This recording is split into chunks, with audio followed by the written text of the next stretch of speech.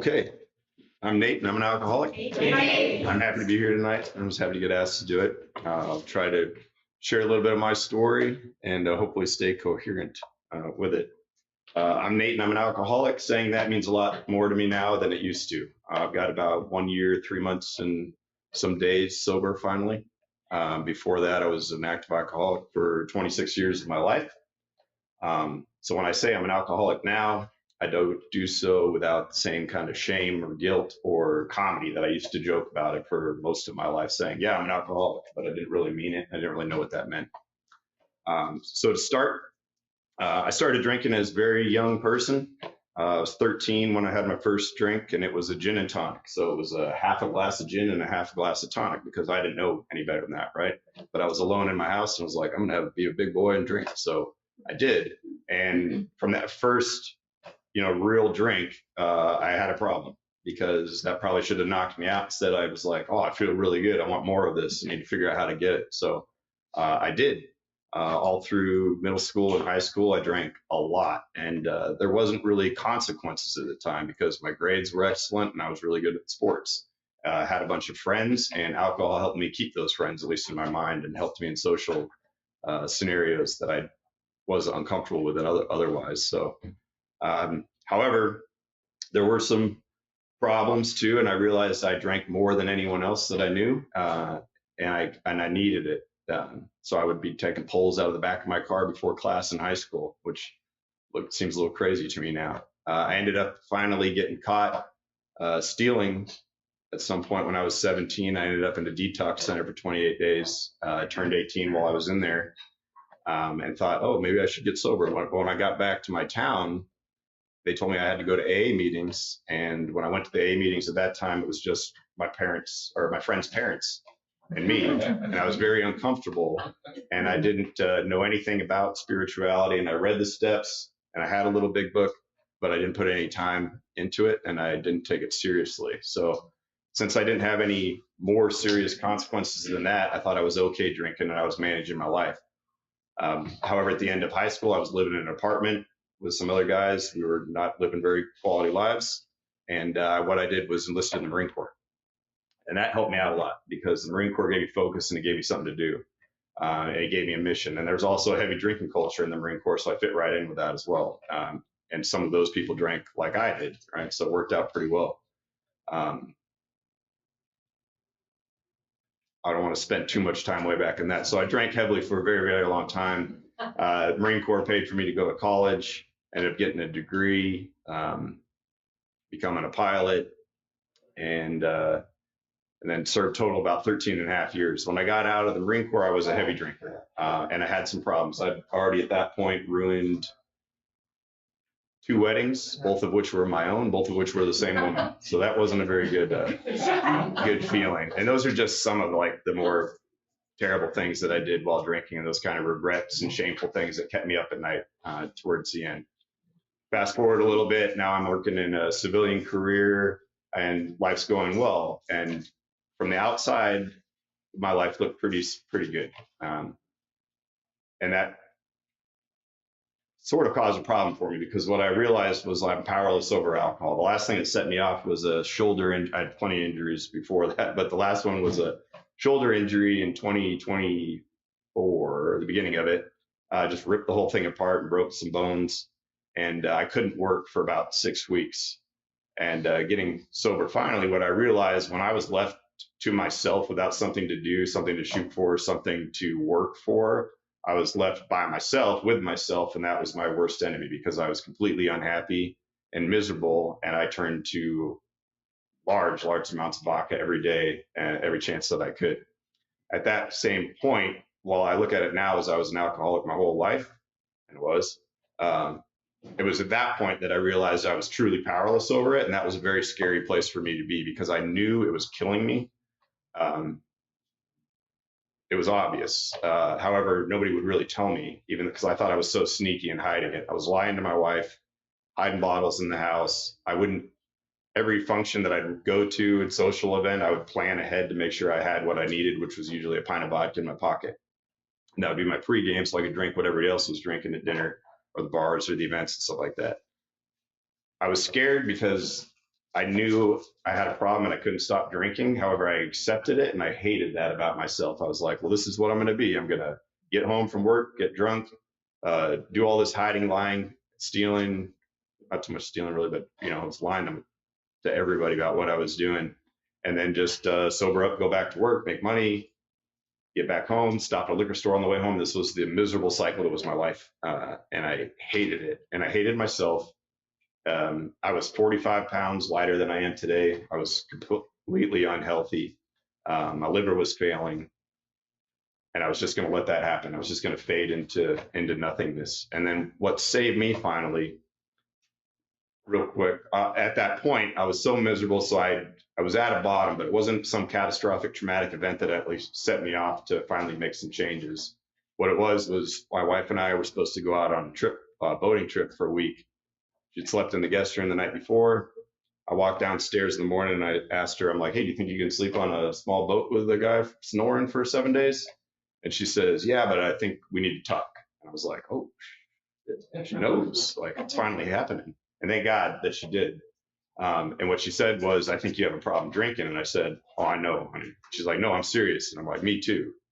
And she mentioned a program that my work has where they have a very high success rate for people in recovery getting over it. And what it allows is a legal process for someone in my job to seek treatment and get help, which is something that I needed. However, I wasn't going to do it on my own. So when she mentioned that program to me, I said, oh, I know all about it. Actually, I'd been carrying around those business cards in my work bag for about 6 weeks at that time. So it was fortuitous that it finally happened. Now I look back at it and feel guilty because my wife didn't say anything earlier because she was worried about my reaction, and rightly so, because I probably would have gotten very angry and would have fought about it.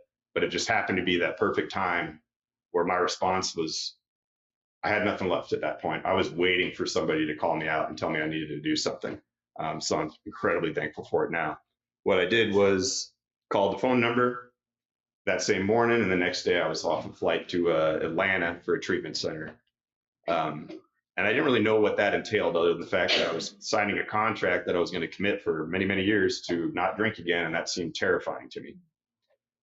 So treatment for me, it's funny, I look back at it now, and because the program that I'm in has a whole bunch of extra requirements. I do a lot of things, including blood tests and meeting with psychiatrists and psychologists and cognitive testing. It's a lot. If I could have just walked into AA, I would have loved that. However, that wasn't my story, and that wouldn't have worked for me because I needed separation from my current life, which is what treatment gave me. So when I look at like the big benefits of treatment for me, it was isolation, it was a separation from my life, and it was forced sobriety, right? Because I wasn't allowed to do what I wanted to do, which was continue drinking. And that stretch of time there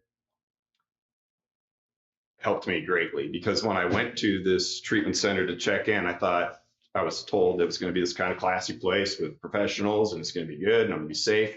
And when I went to check in, I told them how much I drink and they said, you can't stay here. They sent me to a detox center in the city in Atlanta. And I was outside the first day playing catch, tossing a football back and forth with a heroin addict. It was a gangbanger. And what I realized within minutes was I was having the most honest, real conversation I had had in years with anybody in my entire life. And that is when I knew I was in the right place and I needed help. And there was a chance for me to feel better because just having that conversation with that guy made me feel so much better than I had for years leading up to that. I always joke that I had this self-induced anhedonia before I got sober because I couldn't experience pleasure in anything. I wouldn't look forward to anything. Would plan a trip or I'd have an event coming up. I didn't care about any of it. It just, the only thing I wanted to do was drink by myself. And that was so miserable. I didn't like it, but that's all I wanted to do. So coming back, finally I got back to the treatment center, finished up there, and I come back. I was introduced to AA while I was in my treatment center. But I'd say lightly, right? Because there were so classes all day long and stuff like that. I remember being pissed that I didn't have time to read my big book at night because I had to do all these other exercises for the classes and lectures we were in. When I got back to Seattle, the first meeting I walked into was the Water's Edge West at the Puget Sound Yacht Club at 7 a.m. And that's my home group now. That's where my sponsor goes. And I go every chance I get that I have a day off because I love it there. But that was the first meeting I went to. The second meeting I went to was the same day. It was the Full Monty, another men's meeting in Seattle and Queen Anne. And I love it there too. So every meeting I've been to in Seattle has been life-changing for me. When I was in treatment center, they told me that addiction, or the opposite of addiction, is connection. And I thought it was totally cliche. And then it's one of the most important things in my life now, because one of the things that AA has provided me that I was lacking before, I was an isolated, lonely drinker, rather be closed up in a bathroom by myself with a bottle of vodka than interact with people. And AA has provided me a community and connections and friendships that I was sorely lacking in my life before.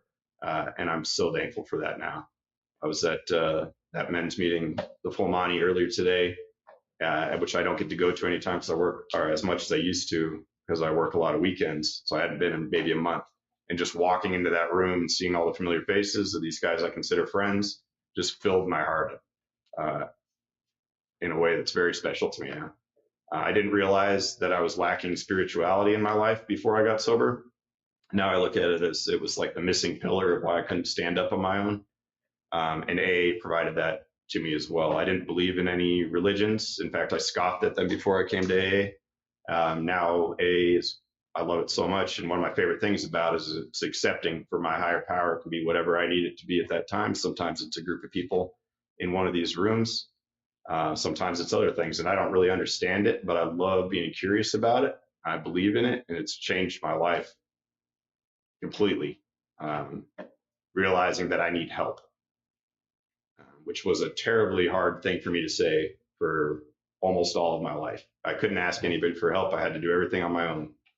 And admitting that I cannot be a happy, functioning, sober person by myself is like dropping 1,000 pounds off my back, because I need the people in these rooms. I need Alcoholics Anonymous.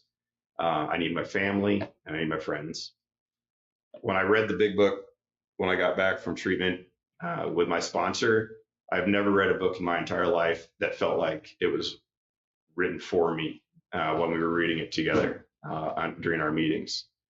And my experience with that is not unique. You know, most of the people I meet in AA that have a little bit of time in recovery feel the exact same way about it. So I'm so thankful to these guys on the wall for writing that book and coming up with this simple program.